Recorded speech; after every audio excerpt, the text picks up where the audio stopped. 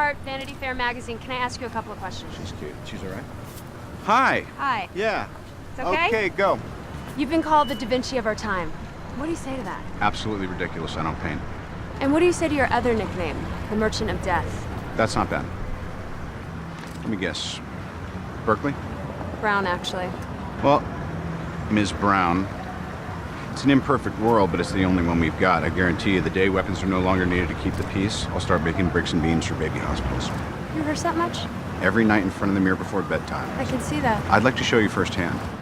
Hello and welcome everyone to the Marks Review Iron Man. Yes, Iron Man, the first one. Yeah. This is going to be part of our retro reviews. We're going to go back in time since Doctor Strange is coming out. We're now 14 movies into the MCU. Yeah, on to phase 3. We're going all the way back to the beginning. We're going to go all the way back to the beginning, motherfuckers.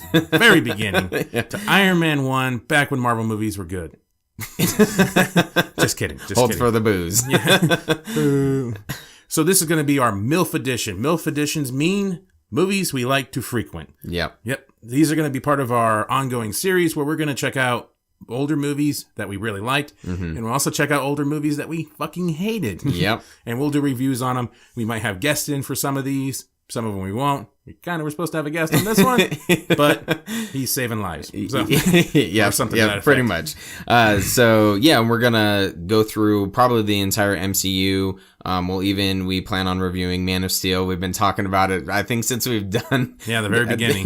Done this podcast. But it's finally, there's a date set in stone, so that will be coming out soon. We'll be reviewing that and just kind of going back and seeing how they play out. Since all the movies, especially for the MCU. Yeah, like you said, got a huge library. Yeah, there's been 14 movies. Do they still hold the same water that they did before? Especially with Iron Man, it was the starting point of the MCU. There was a lot of surprises in that. You know, the mention of S.H.I.E.L.D., even the post-credit scene, which we'll get into as well.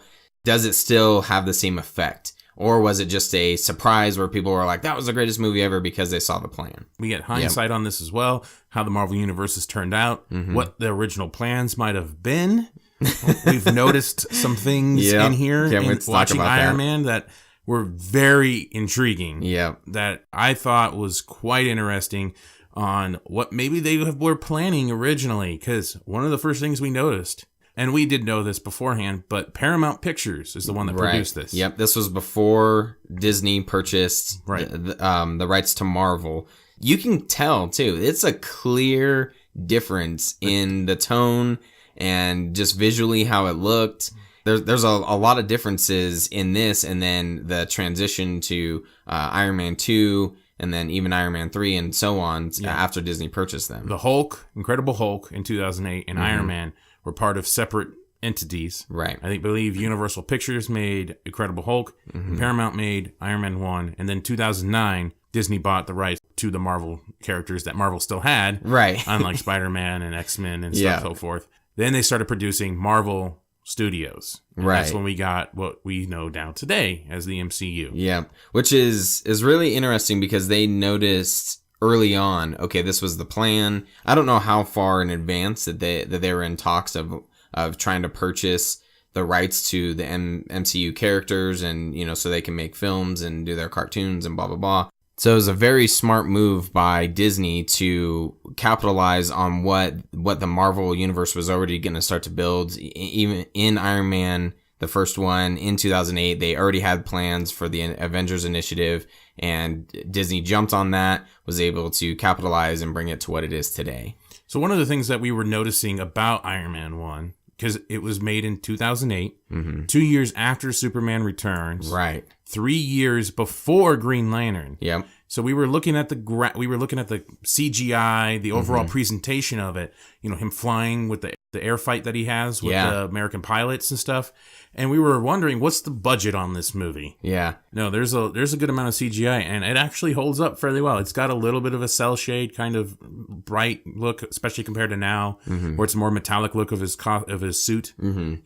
But it still holds up fairly well. The as I said, the dogfight up in the air looked great. Yeah. So then we started looking up the budgets of Superman Returns, Yeah. Green Lantern, Iron Man 2. Just curious to see where it fit. Yeah. So Superman Returns, there are specific scenes that I really liked, but I can just kind of suspend my disbelief a little bit and accept the poor CGI. The airplane scene being one of them, and maybe it's because it's a physical person, but you can clearly tell, okay, that's CGI, and it doesn't fit well together, but it's still a great scene in itself. Superman Returns, that came out in 2006, had a budget of $204 million. And then, as you mentioned, Green Lantern came out 3 years after Iron Man, and it had a budget of $200 million. Mm-hmm. So right around the same ballpark, and both where it's a little shaky. It took until, in my opinion, Man of Steel for Warner Brothers to actually figure it out. And the overall budget for Iron Man was only $140 million. And then it ended up making $585 domestically in the box office. It kind of really shows what you can do if you're smart with where you spend your money and you make sure that it counts, because they did a fantastic job on this. I was just blown away going back, and now if it came out now, I probably wouldn't, give two shits. Like, okay, it's perfect, fits in well. There's a ton of movies that we went and saw, like Godzilla, where we're like, oh, okay, boom, the CGI is great. For back in 2008, right around, and you have these other movies that the DC and Warner Brothers had put out, there's a drastic difference, drastic change. We didn't look up the budget for X-Men Wolverines, but I know that came out like 2009, Mm-hmm. and that was like one of the worst fucking CGI messes of all time. Yeah. And I'm sure, I would almost be positive that budget is probably higher, or probably around the same as Iron Man, but it looks like garbage. Right, yeah. So applause to Paramount for being able to spend wisely and making this look like a visual masterpiece. So let's actually get into the breakdown of Iron Man 1. Now that we got some of the other stuff that we did notice right off the bat out of the way, let's actually get to the fucking Iron Man 1 2008. All right. So it starts off in the Middle East, in Afghanistan, and right off the bat, you kind of get a sense of who Tony is. He mentions MySpace. He's trying to make the soldiers laugh a little bit. No, you intimidate them. Good God, you're a woman. I couldn't have called that. I mean, I'd apologize, but isn't that what we're going for here? I thought of you as a soldier first. I'm an airman. But you have actually excellent bone structure there. I'm kind of having a hard time not looking at you now. Is that weird? Come on, it's okay, laugh. Hey! Sir, I have a question to ask. Yes, please. Is it true you went 12 for 12 with last year's Maximum cover models? That is an excellent question. Yes and no. March and I had a scheduling conflict, but fortunately the Christmas cover was twins. Anything else? You're kidding me with the hand up, right? Is it cool if I take a picture with you? Yes. It's very cool.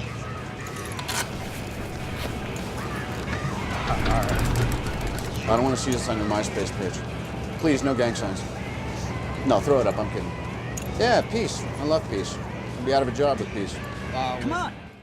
Right. And a lot of people, from what I've seen since Iron Man has come out, that they don't like how it starts in the advance and then it rewinds, 36 hours. I can't think of the name of that in filmmaking, but how... A flashback sequence? Not necessarily a flashback, but it starts and then it says 36 hours earlier. Wow. This is what happened. And a lot of people complain about that. I thought that was a great way to kind of show Tony's personality and build upon, okay, how did he get to this point? And it starts the movie off with a bang.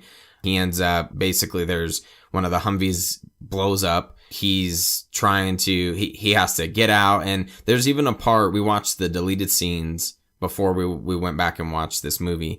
And there's a couple parts, like this is a pretty brutal scene. It's definitely trimmed down. There's not blood and stuff like that, but a little bit.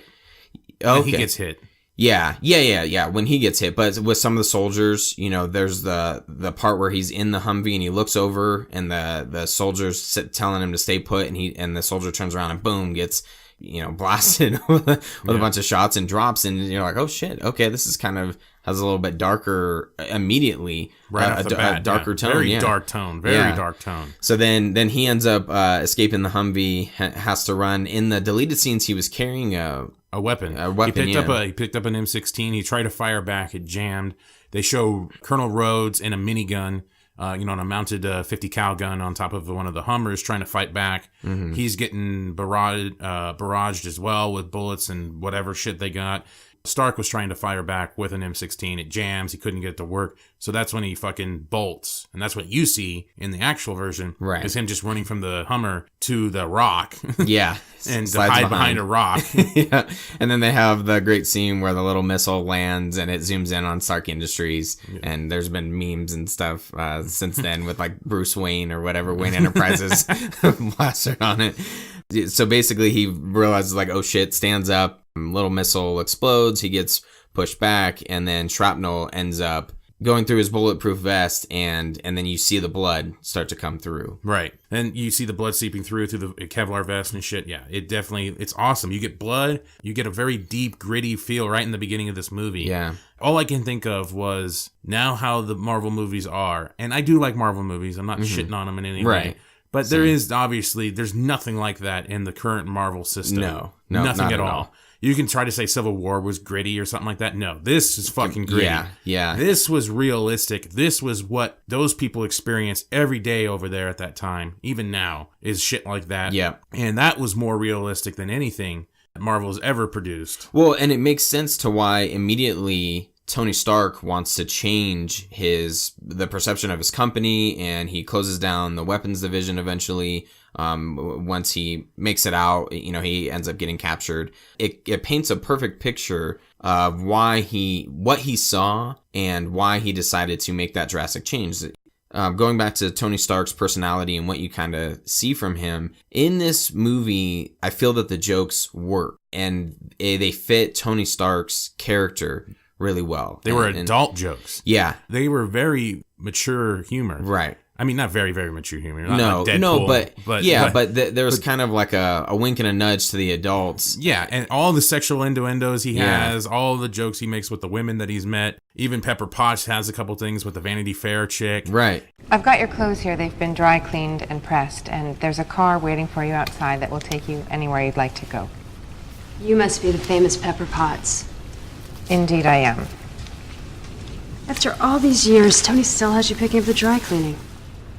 I do anything and everything that Mr. Stark requires, including occasionally taking out the trash. Yeah.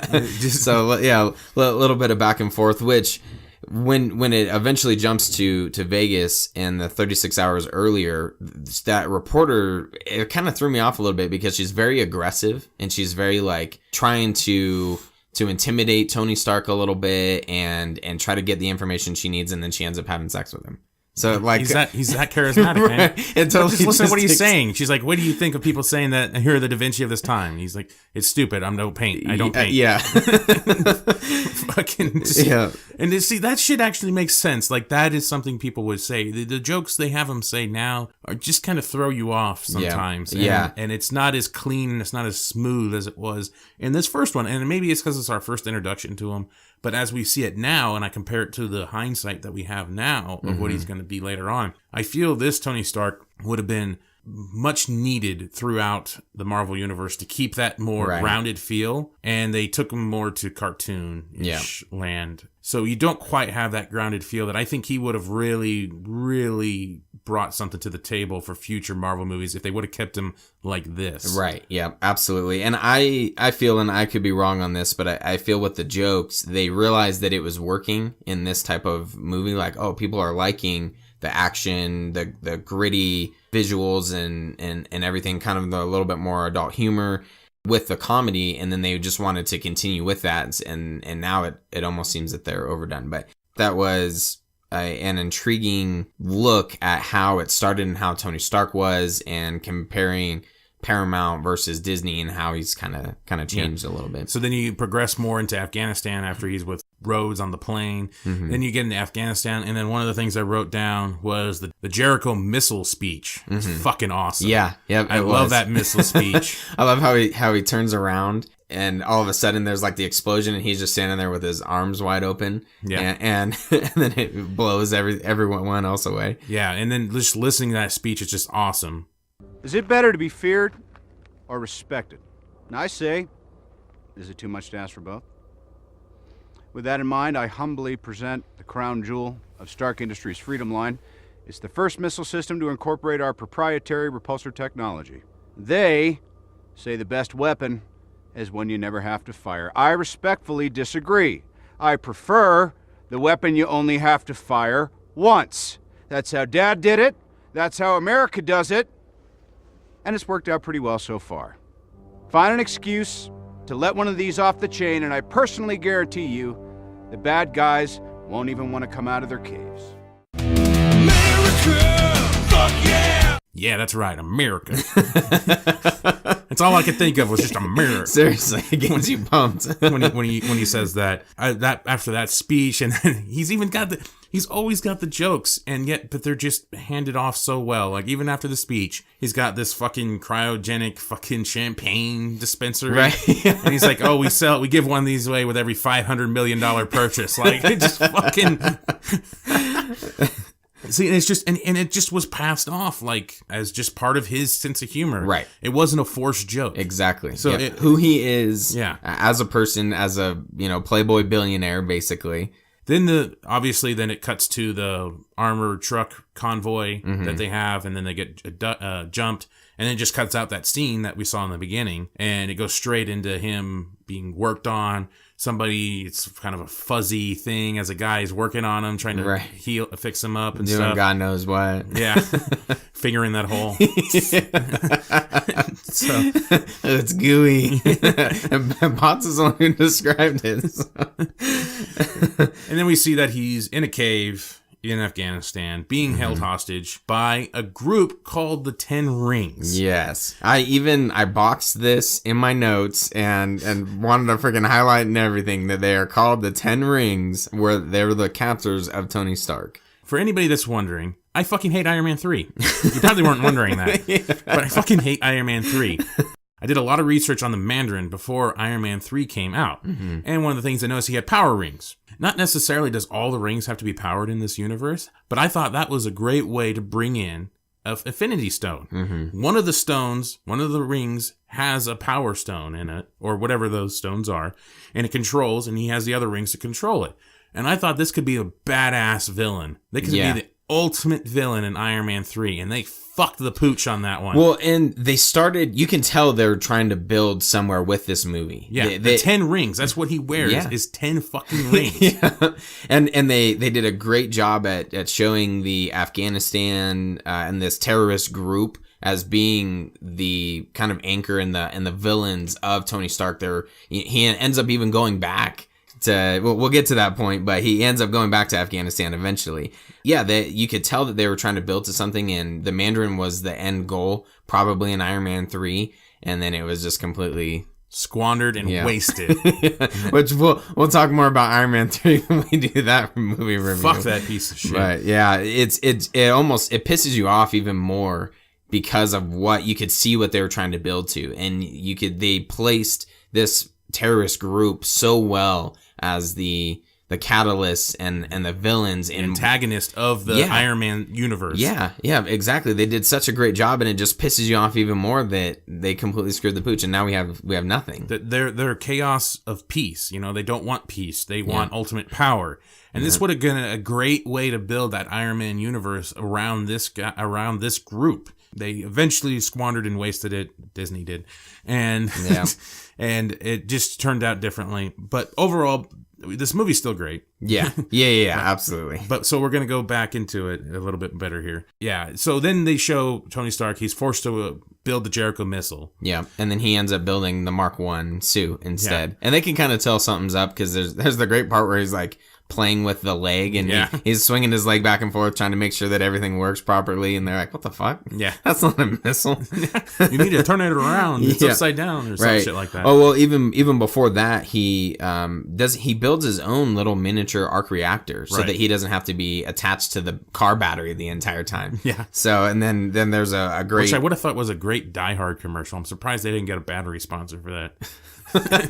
Yeah, no kidding. A great product placement. They got Burger King in this motherfucker. Might as well have a Die Hard battery or something. Kind of funny. But then, he's working on that, ends up building the Mark 1, and then you have this great scene where he has this plan to break both of them out. And even the doctor who he's with, which they don't really say too much why he's there. He just knew the plan ultimately was, my family's dead, which you eventually find out. And his plan was to break Tony out and then he could go be with the rest of his family. Yeah, I think that he was captured and they were using him to translate, do what they wanted him to do, and they were going to kill him either anyway at the end. So right. He was going to die. So it was Tony originally. Yeah. So as we're watching this and I see Tony Stark, they got the great scene with the music in the background, which is another thing I wanted to point out. I felt like the music in this one it was perfect. Was great. Yeah. And it didn't have that very generic orchestra sound that a lot of Marvel movies from the future on did after that. This has got this gritty, heavy metal type sound. Yeah. So he's fucking doing a blacksmith job and he's carrying the tank and shit and he's just fucking pounding away. And all I could think of was like, instead of having that workout scene in Batman versus Superman with Ben Affleck, they should, if he wanted to flex and show off all of his fucking muscles, they should have had him in like, I don't know, a tank top or maybe just a tube top, you know, just just make him look tough, and he can just be building the suit, you know, have him flexing the muscles with the hammers, building the suit, welding, and all that shit. Right. I think that would have been a grittier, cooler scene than him just lifting shitty dumbbells and then magically there's a suit. Right. I think that would have been cooler. Then people would have really said he looked like Iron Man. Oh yeah, yeah. And, you know, a billionaire building a suit in a cave. But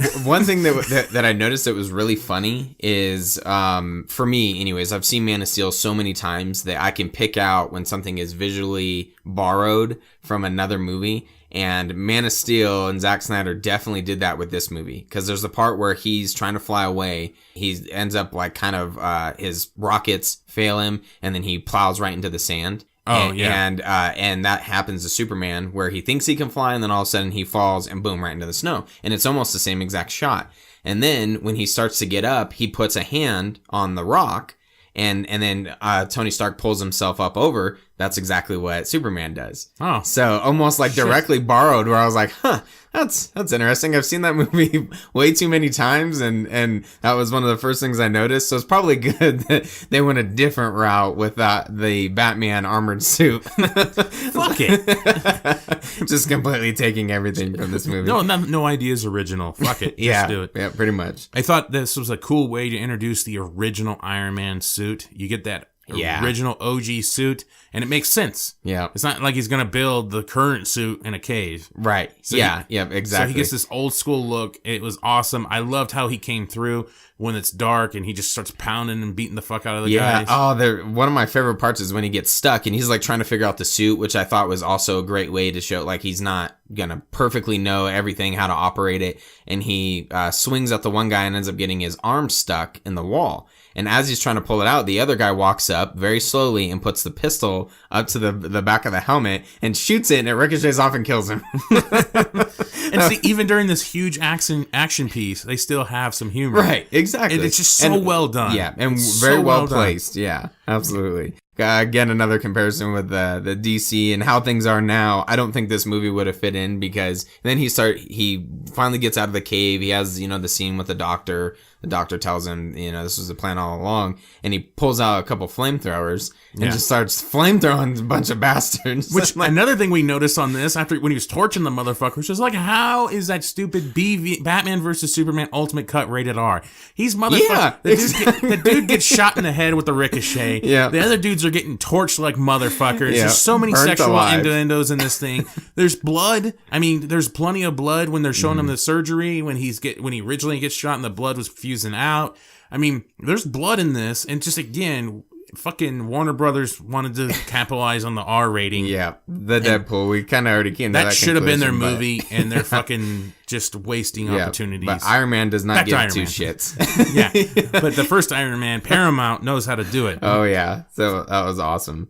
Yeah, so he ends up basically fighting his way out of the camp. It was a great scene, and then he tries flying away. Then you have the part where he crashes, his suit goes into pieces, and he's like, fuck, how am I going to get out of here? And then he's walking in the desert, and some helicopters fly over him. And Convenient. Yeah. Big fucking desert. Right. They find one dude wrapped up and didn't shoot him. Yeah, no kidding. Wrapped up with a towel on his head. Yeah. And he's like waving him down and stuff. You should, my brother's in the military. You don't land for anybody. Yeah, when they're doing that. That is a setup like no other. Right. So he can be strapped with bombs. You don't know what it is. You don't know who it is. They knew it was Tony. Yes. They could see he's from yelling, that. "Hey!" Right. Yeah, he's English. All right, go get him. Well, one scene that they cut out of this, which I feel like fit in between this one and and him escaping was Colonel Rhodes basically saying like, no, I'm going to go find him. And he gets on a helicopter, and one of his superiors, I apologize, I don't know the rankings for the Air Force quite well, but one of his superiors is basically trying to talk him out of it and saying like, what the hell are you doing? You're a colonel, and you're going to end up... he's basically enlisting himself for grunt work. Right. And he's a colonel. No colonel is on the ground. Yeah, so he can eventually go find Tony. So that I thought that would have fit well into this to show like, okay, why magically is he the one who pops up and, saves Tony? So that was kind of a you never quite got the impression that he was still looking for him. Right. Until that's a good point. I didn't even think about the deleted scene. Yeah. My deleted scene was what? 30 seconds? Yeah, not very long. They could have even trimmed the deleted scene a little bit. Fit it in there, and then you would know, okay, he was looking for him. That makes sense why he's the one who shows up. Because there's just kind of a convenience the way that the final product came out, that all of a sudden it's Colonel Rhodes who's like, hey, how's it going? And it kind of shows the friendship between the two too. He was pretty much saying, I'm going to go risk my life to save my friend. Yep, in the middle of a desert, and I'm going to find him with like a 0.1 chance of him actually still being alive. Right. I'm going to go find him. So it showed actually some deep character moments for Rhodes, which they cut out, which was a little weird. There's some scenes we saw in the deleted that made sense that they cut them out. And then there were some that didn't quite make sense, but right. But this isn't the ultimate cut, so. yeah, they don't have that.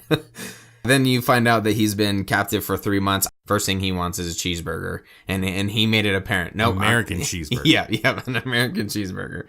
And then he has his speech where, as a weapons manufacturer, he doesn't want to do that anymore because he's seen what these weapons can do for real. And it's a real kind of, to me, it's a more realistic post-traumatic stress type situation or post-traumatic situation. Right, yeah. Much better than future Iron Man movies where the shit doesn't make sense. Hint. Because this shit was right in front of his face and he experienced it. He didn't go up in a fucking black hole and fall down. And go, oh no. And then all of a sudden now he flips out. No, this is a real response to being traumatized by the situation. Yeah, and in a military situation. And I thought this was done really well and completely shows exactly what they were trying to do with Tony Stark.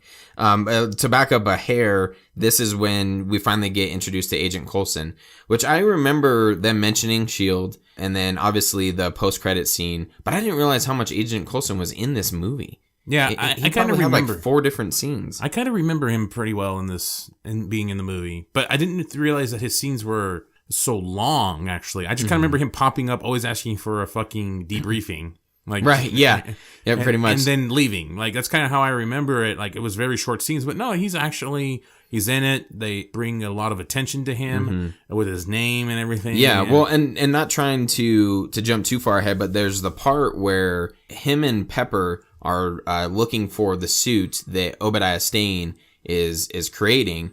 I remember all of the different agents and stuff. I just didn't remember it being Agent Coulson as kind of the leader of that group. Oh, okay. I remember that. So, okay. So, yeah, anyways, this is where he gets introduced and they kind of have the joke of that the S.H.I.E.L.D. should be an acronym. I didn't write down what he kept saying, but. Something Homeland Intervention, something, I don't know. Yeah. Something's the ass.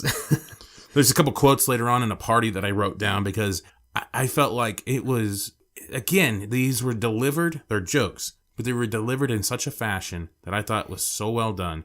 Because he's at this party, he looks at the bartender, gave me a scotch, I'm starving. Right. That was fucking hilarious to me. The one chick that looks at him as he's just walking up, remember me? No. And he just keeps walking. It's fucking hilarious. And then Stan Lee is surrounded by fucking like 4 chicks in his cameo. And he's like, good job, Hef. And he fucking taps him on the shoulder and walks away. And turns out it's Stan Lee. That is all like 2 scenes, or like not one smooth, because there's obviously edits there. But that is a stretch of about a minute and a half of stuff right there. And it's perfect joke. Hey, Tony. Remember me? Sure don't. Look great, Hef.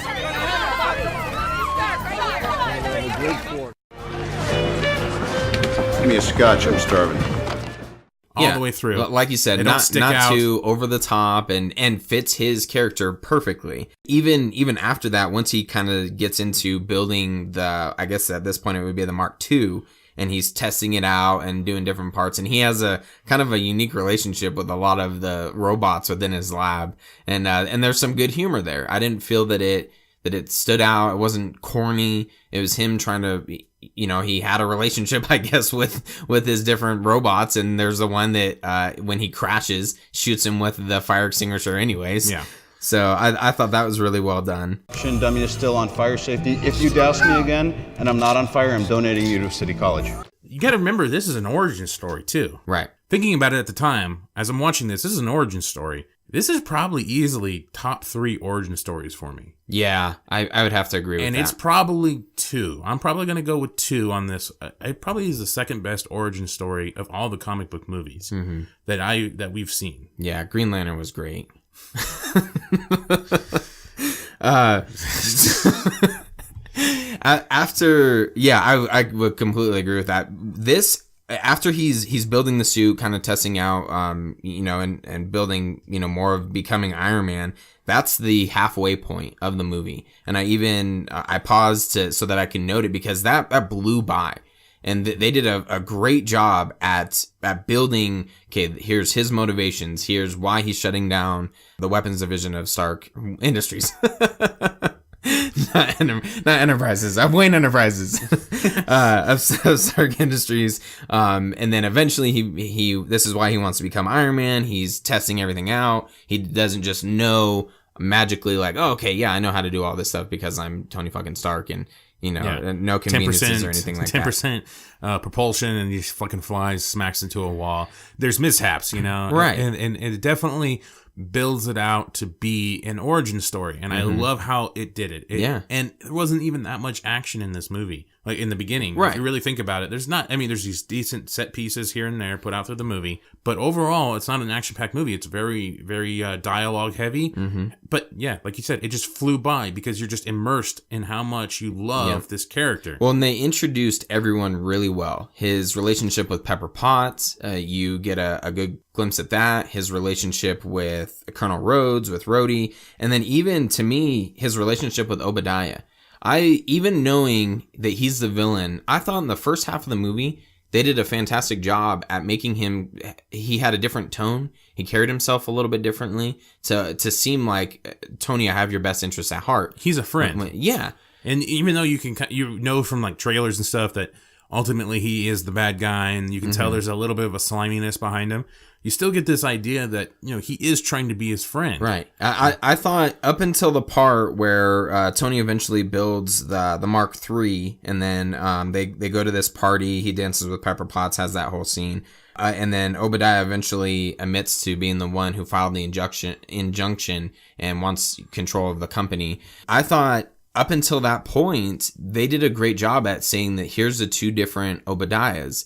Here's him being a friend to Tony and having Tony's best interests at heart, actually who he is in the second half of the movie of no, we need to take control. He ends up being a part of it seemed like he was a part of the 10 Ring, or he was working with them. He's the one who put the hit out on Tony to have him killed. Right. And it was 2 completely different views of him.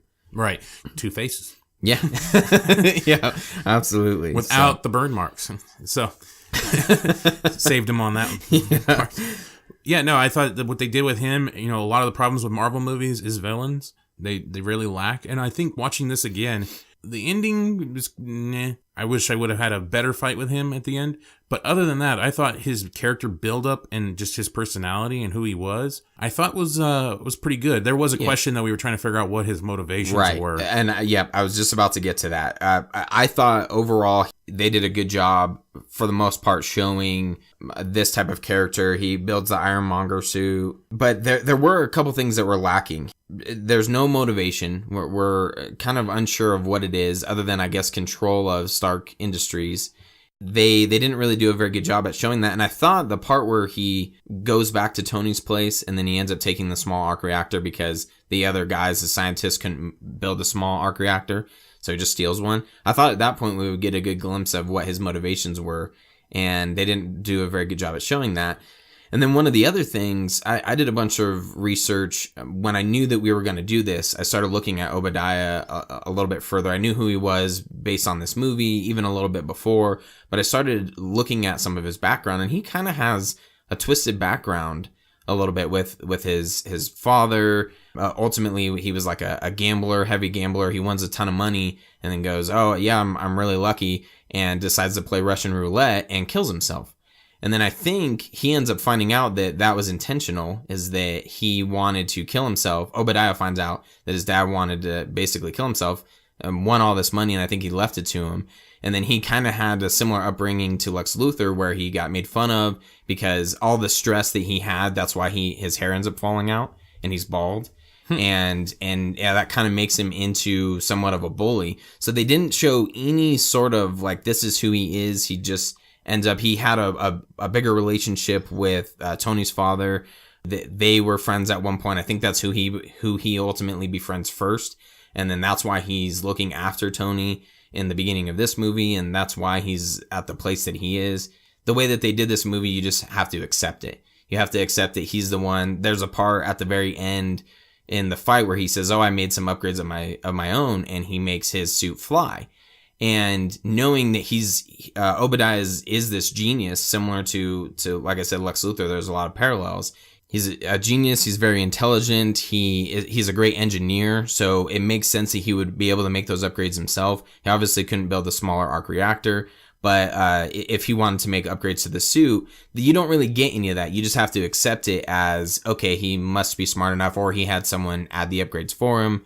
So that was one of the things that I thought was lacking after knowing his backstory and how they could have put that into this movie a little bit better so that you would be invested into him more as a villain. I don't know if that quite would have worked so much because the movie's already 2 hours. And I think the time they spent with Tony was pretty valuable. Right. I don't know if having a backstory, that major of a backstory on your villain, would have made this make any more sense. Yeah. Because he even talks about it when he steals the arc reactor, that I was worried I was going to kill the golden goose, but you produced one more golden egg. When he says that, it seems like in the back of his head, it would have been better to keep Tony alive, right. to keep producing all these cool gadgets. Right. All these cool weapons and stuff like that. Yeah, and this was before Tony wanted to de-weaponize Stark Industries. Right. He wanted to kill him. So the point of that is a little sketchy, and I don't know of really knowing anything about him, other than that maybe you find something with this 10 Rings guy, the 10 Rings terrorist group, maybe then it would have made something bigger, like they had this plan of world weaponization, and that there was just going to be mass chaos, and maybe that's what he wants. Right, yeah, and I think that's ultimately, that might have helped with the motivation a little bit more. Because if you show that he just wants to be this bully, as a kid, and then he's very intelligent, and then ultimately he wants world domination, then maybe that would help with his motivations a little bit. But I felt that was kind of lacking for how well they did. And having the two different sides of him, that was one of the things that I was disappointed with. So then back into the movie a little bit more. So then we have Tony getting pissed off because of what Obadiah said to him. He basically sees on the news that this people are being pushed from their city. Mm-hmm. I cannot pronounce names very well. It's like Gamala, yeah. Something like that. They're getting pushed from their city. He sees the Jericho missiles being loaded up, which I thought was kind of weird that they're just showing these Jericho missiles on the news. Yeah. It's like, these are hardcore fucking missiles that are just military grade missiles. Like, right. And they're just showing them loading it in the back of a pickup truck. Yeah. And so I thought that was kind of fucking weird, or being dragged around by a pickup truck. But then he gets pissed off, gets in his suit, takes off, and lays an ass whooping. Yeah, and then this is eventually where he goes back to pretty much the same. It was real close to where he was captured. Yeah, in Afghanistan. And like you said, just lays down an ass whooping. It was a great scene, too. A little bit of a darker tone because it looks like the dad's gonna die. Yeah. And, he's trying to protect his kids, and the kids are freaking out. Really well done. Again, another way to where you can have a darker tone, good motivation, but still humor. And realistic nature. Yeah. And then he comes back and just, Tony comes back, Iron Man, and fucking blows shit up. That's what I wrote. He blows shit up. Fucking, he's got that awesome thing where those terrorists are holding the hostages, and he just got that little missiles just. Oh, just yeah. lays That's them such a great scene. And it even, when he's going through and he's selecting the people, it says civilian and terrorists or whatever. And then, okay, boom. And then it lets go of whatever 6 missiles and frees all the hostages, basically. Drags out the one guy that was holding him, well, one of the main guys that was holding him hostage, drags him out. And I do love how they did that. He could have beaten the fuck out of him. He could have done something to him, but he just throws him to the fucking people. Yep. Do what you want with him and flies off. There's one thing I did want to point out, and I'll have to watch other movies with Iron Man in it, but I felt like they had a cool robotic deeper voice for him when he was in the suit in this one. I just felt I liked his voice a lot more. I think other times when he's talking with the suit, it's just his voice. It's like he's not wearing the suit. Yeah. I believe in the Avengers movies, Iron Man 2, Iron Man 3, I believe he's just talking, and it's just like you don't. He might have a little bit of a robotic voice when he has the mask down, and in the other Iron Man movies or Avengers or whatever, or Civil War. He's all yours.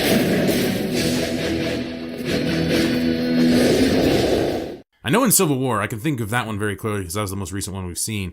Yeah, when he has the mask on, he's just talking. Mm-hmm. It's just him talking. Right. There's no inflection on the voice at all of robotics or anything like that. This one there was, and I actually like that. That gives you this sense, kind of like the Batman in Batman vs. Superman, where he's wearing the suit. Do you bleed? Yeah. Like fucking, yeah, exactly. All that shit. Yeah, little voice changer, so that was cool. Yep. And then you have that awesome fucking air fight, which we talked about already. Yeah. So he takes off, and then the Air Force is basically like, okay, we have a bogey, and we're not really sure what it is, so we're going to shoot it down. Yeah. Well, it's an unmanned, what they believe is an unmanned aircraft because it's so small, it just barely comes up on radar. Yeah. Because I think it has stealth mode. And one thing we laughed at, and this shows how dated the movie is, but when Rhodes calls, it's on a flip phone, and then he gets the call, and it has the old school ringtones. And he picks it up. Like fucking, it just has, that shit used to pay like $1.99 for to get downloaded on your phone and shit back in the old days. Yep, exactly. It's shitty fucking noise and stuff. Yeah, I want different ringtones. Yep, it was one of those. And they even had the picture though. I thought that was pretty good, cool. 2008, right? Yeah. Had his picture. Had his little picture that popped up, said Tony. Yep. On the outside of the flip phone. Yeah, I was like, oh shit. Yeah. So you had the MySpace reference and then this. Yep. So definitely dates the movie. So now as the movie progresses along, after you have that great moment with the air fight, We're clear to engage. Hit it.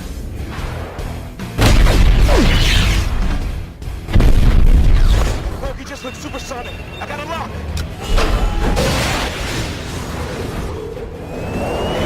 Inbound missile. Flares. Second. Bogey deploying flares.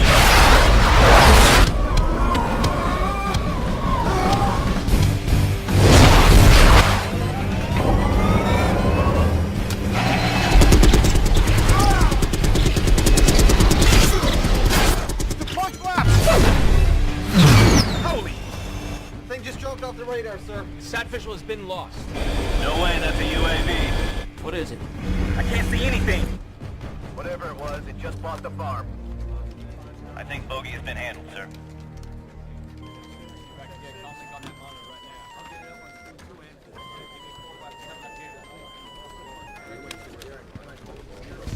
Hello?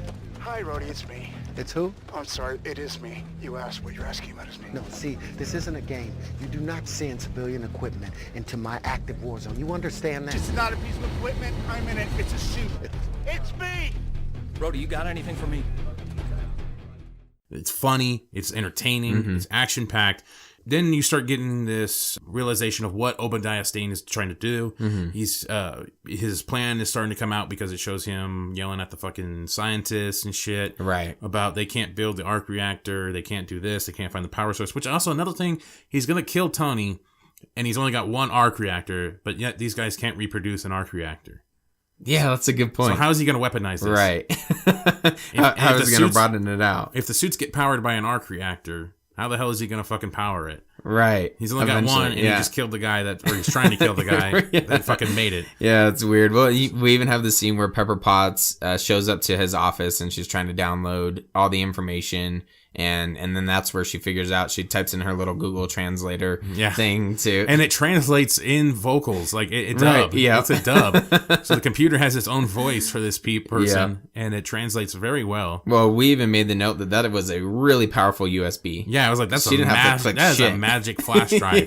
She just put that in and it did all the work for her and she just sits there. So just it's says, like, oh wait, but now I have to type in whatever control T for translate and type in her little skips 3 files, downloads that file. It was an awesome flash drive. Yeah, that was sweet. And then she meets Coulson. That was pretty funny when she's trying to speed out of there. Right. And she's like, yeah, we got an appointment. He's like, yep, we're going to do it right now. And she's like fucking walking up, right now. And he's like, okay, all right. He's trying to keep up with her. Then it shows Obadiah taking the arc reactor from Tony in his house when he hits him with that little... whatever. It looks like a flash drive. And another flash drive. Yeah, magic flash drive that gives temporal paralysis. Yeah. And I did write down one of the quotes he said that I thought was pretty cool that Obadiah Stane says to Tony. He's like, do you really think if you have an idea, it belongs to you? And as he's just pulling the fucking thing out of his chest. Ordered the hit on you. I worried that I was killing the golden goose. But you see, it was just fate that you survived that.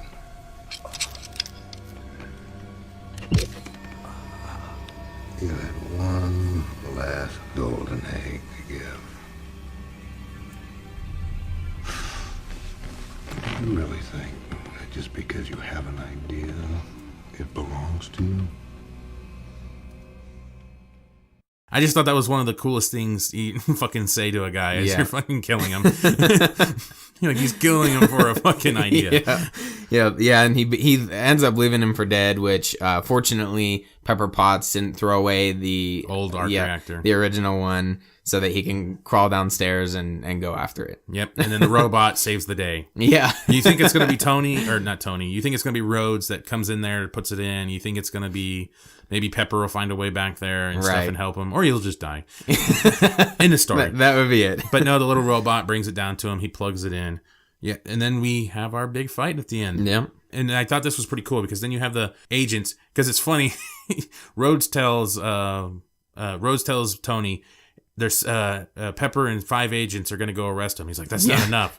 And then you see him pop up and it's 6 agents. It's like, you lied. You fucking lied. Well, I thought that was great paying attention or whatever from you that you were able to notice that it was 6, because you're like, is my math off or is there 6 agents? I know I really suck at counting, but there's 6 agents there and Pepper. Well, apparently I suck at talking. And here we are doing a podcast. Yep. Don't you love us? And then I thought this was kind of a cool little, it wasn't exactly the same, but I did think it was interesting on how they introduced Iron Man. It was kind of dark, and then he lights up and he starts beating the shit out of the guys. Mm-hmm. And this one with the Ironmonger, again, he's hiding stealthy behind some chains, and he lights up and he starts rising up and he comes after Pepper and he starts beating the fuck out of the agents. Right. So I thought it was a very nice little correlation from the introduction of Iron Man to the introduction of the Ironmonger. Yeah. So I thought that was pretty cool. I wrote down women are terrible drivers. Because of the fight between Iron Man and Ironmonger, that woman's just... the mom? Yeah. God damn it. She's just gunning it, and he's trying to hold the car and runs him over. And I was like, yeah, that's what you do with kids in the car, you asshole. Yeah, well, and then she ends up taking off, and you just hear the car in the distance. Like, okay, makes sense. I guess you wouldn't stop, and you just try to blow through it. Yeah, you just fucking panic and scream the whole time. Yeah. I liked in the final fight, I liked a lot of the camera angles and how the camera was kind of panning. I think they did a real similar thing in The Incredible Hulk, where it kind of panned around as they were fighting and, the guys were moving. So I thought they did a great job filming that. The CGI looked great again, fit really well in the final scene. Yeah, one thing too was that when the Ironmonger first started coming out and he beat up the agents, he got stuck in the doorway trying to chase Pepper. And I thought this was pretty funny because then she's talking on the phone with Tony, and the asphalt starts coming up in the parking lot. Yeah. And he comes out of it. And I was like, motherfucker didn't have a plan to get out of there? Like he didn't have some kind of hatch or something to open up and release him or something like that? It just blows to the road. There was a door, so he just comes up through the fucking parking lot. I guess he might be an engineer, but he didn't think that far ahead. He was going to get the fucking suit out of the goddamn room. Yeah, then the overall fight, one of the things I do remember from 2008 when I first saw this movie, and it still bugged me now, and it's just, I don't know why it does, but I hate when they gave heroes a handicap. I hate when they do that to heroes. I wish sometimes it would just be the hero full powered versus the villain full powered. I don't like the handicap of someone being captured so they can't fight to their full potential, or there's something that's limiting their abilities to fight. I just, you had a full powered Ironmonger suit versus Iron Man, and he was whipping his ass anyway. So I don't know why you couldn't just have it, but no, because he has the older arc reactor in the suit, it's not enough power because it was built in a fucking cave. It's not enough power to run this suit. So he's having power issues throughout the whole thing. Yeah, and I guess it does. I guess it does provide some tension.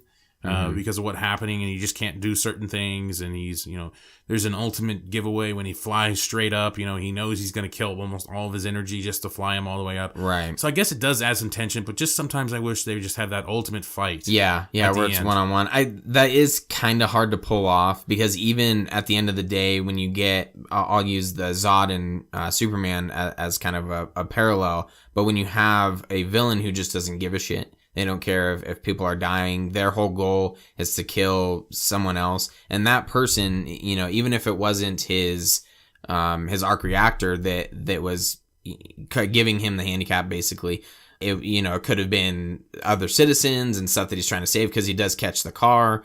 So yeah, but he doesn't save the guy on the motorcycle. That guy just goes flying and dead and just gets whacked with the motorcycle. Yeah, well, Iron Man's not Superman, so. But yeah, Superman let more people die. Ooh, touche. He was trying to fight him in outer space and stuff. That's for another time. But yeah, it's hard to pull off to just have a one-on-one battle. No handicaps on either side, affecting him. But yeah, I can see your gripe there. When the Ironmonger takes off, I wrote down smog check on the Ironmonger because he's fucking putting out a lot of emissions. That shoot is not emission free. No. The Nissan Leaf would cry. Or where's that polar bear that cries when he's floating out on the one icicle by himself? Have you ever seen that? No. The global warming people? Oh, okay. For some reason... They always show a picture of a polar bear stuck out on an ice cap by itself, like in the middle of the ocean. Okay, because everything's melting. Yeah, because everything's melting and it's like crying or For something. some reason, I was thinking of a Coca-Cola commercial. With the polar bear all by himself. He did have a Coke. He did have a Coke. Yeah, definitely not an emission-free. Oh, man. That's not funny. a hybrid. Yeah, so the final fight, to me, was a good length. I didn't think it was too long, not too short. I thought it was perfect. Kept things moving, kept things going. Had stakes in it, like we said, with the arc reactor dying. It did have stakes to it, so I guess that's the reason why they did it. I even thought that was kind of funny when he jumped on his back, and I was like, more RoboCop 2 fighting, because if you remember RoboCop 2, he jumps on his back and he starts pulling shit out of him, and then eventually grabs the brain, I think, of the guy. Yeah, well, and I even made the note that Tony says something, when he's pulling this stuff out, like, this looks important. Yeah. Or something like that. And I think in Civil War, that's exactly what Ant-Man said when he goes in the suit. Yeah. And he starts unplugging things. He's like pulling stuff like, this looks important. Yep. Unplugging everything. Your conscience, Right. Yeah. A lot of, good references. Yeah, there you go. A lot of references through the movie. Nothing original. Even though Civil War came out fucking... years later. Yeah, much later. I don't want to do the math. 7, 1. Carry the 1, 2... All right, so 20 years later. Yeah, that's what I got too. Yeah, 20 years later. Yeah. So yeah, and then eventually they have the really good scene where Pepper Potts doesn't want to blow. She doesn't want to overload the arc reactor because Tony's stuck up on the roof. He's gonna die. He doesn't really care. Says to do it anyways. Yep. Somehow he still avoids it. Well, he gets blown up and knocked sideways, but Obadiah Stane stays there and just wiggles. Yeah. Wiggle. Yeah, gets blown to pieces and it falls into the arc reactor. Right. Yep. Yep. That whole thing blows up. Yep. He really fucks that thing up. He really didn't like that arc. I know. Seriously. Those poor scientists. And then at the end, you have Tony finally giving his, there's this big fight, obviously, at Stark Industries. So the press wants to know what's going on. Rhodes is giving the traditional military, it was a test or something like that, or something. Right. Some equipment went malfunctioned. Was that Rhodes or Coulson that was giving him Well, originally Rhodes is out on the pedestal talking about how there was a malfunction of a bodyguard suit or something like that. Yeah. Then Coulson is giving him the notes of his alibi. He was on a yacht with like 15 women or something like that. And then he has the smooth line to Pepper Potts. Couldn't it just be me and one other woman or something like that? Yeah, just me and Pepper. It should have just been Pepper and I on the fucking thing. And then he's trying to be all romantic with her. He's like, do you ever think back about that night when we were on the rooftop? Right. And she's like, yeah, where you left me. Yeah, basically. Where you went to go get me a drink and then left me on that cold rooftop. Yeah. And he's just like, yep, that was it. And then Tony goes out there to the press. He has kind of the back and forth with that same Vanity Fair lady. I don't know. She was kind of a weird character for me. Like, why she was so aggressive, then ends up getting fucked by Tony Stark anyways, and then goes back to being aggressive at the very end. I don't. She wanted to fuck again. One One of those people that get turned on by aggression, man. Yeah. Fuck you. No, fuck you. Yeah. That could be. Makes complete sense. And then one of the things that was surprising to me when I first saw this movie, I didn't know that Tony Stark admitted to being Iron Man. That was one thing that I never knew. And so that's ultimately what he does is he starts talking and Rhodes leans over to him and says, just stick to the cards. And then he eventually says, I am Iron Man. Yeah, which at that time was fucking sweet because you think about it, all comic book movies were just holding on so tight to make sure they were secret identities. Spider-Man, fucking Batman, Superman. Yeah. They're all trying to hold in these identities and keep them secret. And this is the first movie that just flat out say, I'm a fucking superhero. Yeah. He even kind of says that. Yeah, I never said I was a superhero. And I didn't say anything about it. Yeah, he's like, oh, okay. But that would be like cool and fantastic. Right, yeah.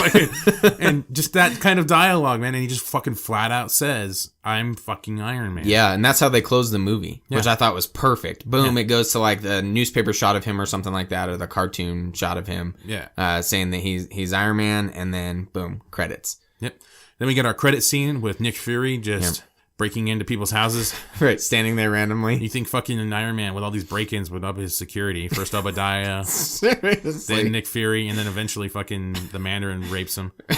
Well, he tells him where he's at. Yeah, he tells him where he's at, but he's not like expecting an airstrike. Right, yeah, randomly. Stupid fucking movie. I fucking hate that goddamn piece of shit, Iron Man 3. Yeah, so then Nick Fury tells him about the Avenger Initiative. Real short, post-credit scene. Very direct. Yeah. Wasn't building up to anything. Wasn't like a secret file or anything.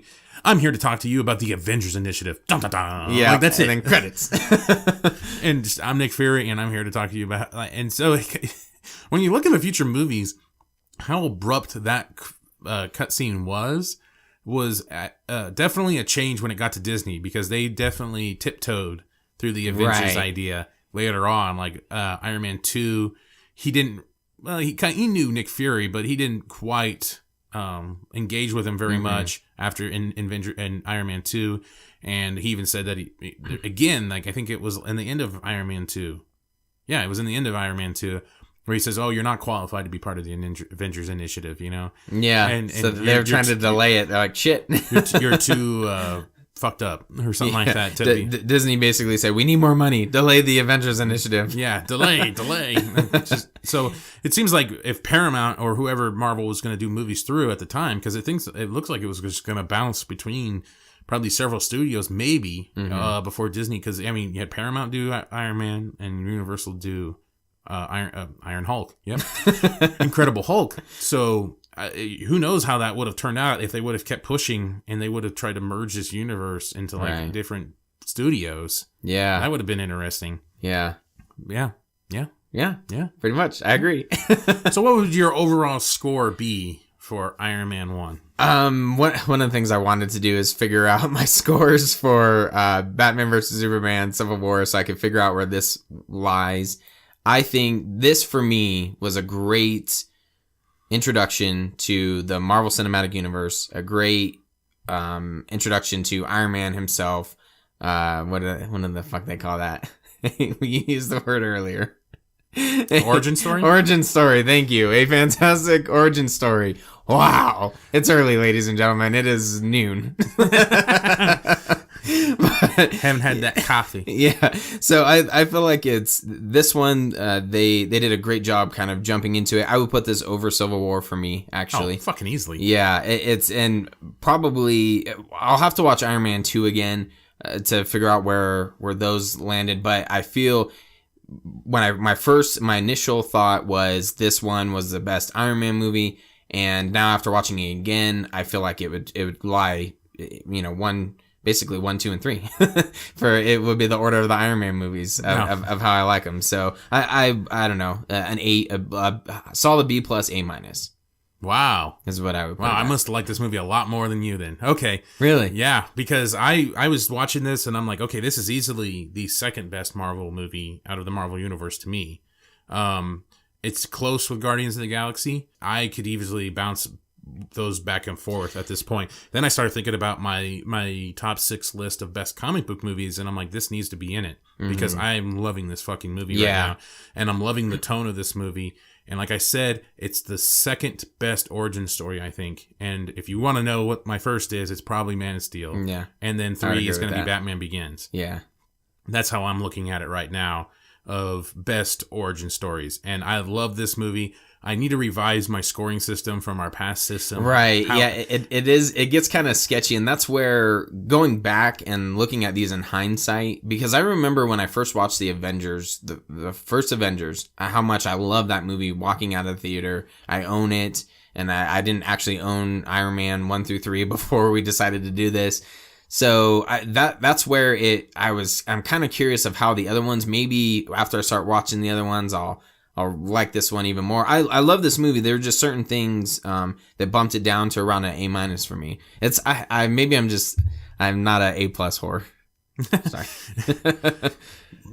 So for me, I gave it a 9.4. So it's still technically an A minus, but it's up there for me. Yeah. I'm just thinking of all the movies that I really like, all the comic book movies that I love. It's up there now. And it truly is, because that one locked it in for me. I watching this again, showing what Marvel could have been.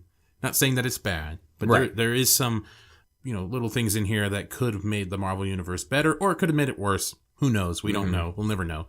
But there's things in here that I really loved, and I kind of wish they would have kept this tone for Tony Stark. Yeah, absolutely. A little bit more through the movie, but they started turning him into a pussy. But that's fine. If that's what they wanted to do, that's what they wanted to do. So I guess character growth. I guess that's what we're seeing. Yeah, I'm excited to continue doing these reviews, the retro reviews for the MCU, and to see kind of how some of the other movies play into each other in hindsight. I remember a lot of them. I've seen them all, except for I think Thor 2. I never saw that one. Yeah, I saw that one. So, yeah, but I'm excited to kind of get into this, and maybe we'll actually be able to have our lists, our scores after we do Man of Steel, going back to Batman versus Superman, Civil War, because we started giving scores on those, and that's what makes it hard for me to give scores on this. Is because I'm trying to figure out, okay, where does it land? We've had the Batman vs Superman Ultimate Cut and different things, so I'm trying to be fair, and it's hard. Well, the one thing that made me realize about changing the scores was that I had more fun watching Suicide Squad than I did watching Civil War, but I gave Civil War, I think, an 8. And I would have naturally given Suicide Squad like a 7.7 or 7.6, somewhere down there, like a C plus. And I would have given it that score, but I liked it more than Civil War. So that's when I realized I need to revise my fucking scoring system. Yeah. Because you can't say that I liked it more than Civil War, but then give it a lower score than Civil War. So I think what we might have to do is go back, delete all our comments. Okay, go back and delete. Start all over. delete.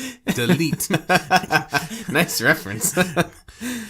So hopefully Doctor Strange will turn out really well. I'm having a lot of anticipation for this. I know absolutely nothing about this movie. Same. I've seen a couple non-spoiler reviews for it, giving good vibes for it. But some of these people also were saying like Ant-Man was great and everything too. Ant-Man was good, but it was definitely its own movie within the cinematic. It's kind of like Iron Man. Yeah, mini Iron Man. Yeah, exactly. But not as good. Not even close. No. But hopefully Doctor Strange it will take us into this new universe, into this new concept of what the MCU can really be. I'm really looking forward to Doctor Strange. And you'll have to check out our review on Doctor Strange coming up in, I don't know, whenever the hell we get this out. Yeah. Probably a weekish. Right. Somewhere in that ballparkish, range-ish, type-ish Ish. stuff. Yeah, that's how we roll. Ish. This is Comic Movie Marks Ish. Yeah.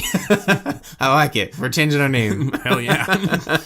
It'd be great if we just add ish on everything. All the reviews. Yeah, well, we got to go change our domain. We're comicmoviemarkish.com. This is our Iron Man review ish. Yeah, sort of. We talk about a lot of other things. That concludes this review of Iron Man 1 and our retro reviews, the MILF edition. Oh, yeah. Make sure you like, share, and subscribe to our YouTube page at Comic Movie Marks. Make sure you check out our podcast on iTunes or the Google Play Store. Any app in the Google Play Store will play Comic Movie Marks podcast. And be sure to follow us along on all social media, Facebook, Twitter, and the Instagram. And there's a good chance we may end up just posting our scores on there and updating them as we go. As we kind of go through all these MCU movies and the DCEU. Yeah, just break them all down. DC movies before the DCEU. Yeah, yeah, pretty much. Fuck you, Iron Man. Nah, I love Iron Man. All right. And also check out our Laces Out. We have a lot of material on our YouTube page and our podcast. We got Laces Out where we break down all the NFL season. We got other reviews for the whole 2016 movie series so far of comic book movies that have come out. We got favorite comedies lists. We got all these lists on there. Not really, only a couple. But we do Let's Plays. We're kind of branching out into everything and trying to find where we land. Where the vibe lands. Yeah. So check out our YouTube page for our Let's Plays. Those are fun. Yeah. Even if you don't like wrestling. If you like gaming in general, you will have fun with these. Yeah, and stupidity and entertainment. Because I'm not very good at this game. And we plan on branching out into some other games and stuff as well. So it should be fun. A couple of things out, and this is going to be fun. In case I don't see you. Good afternoon, good evening, and good night. Later.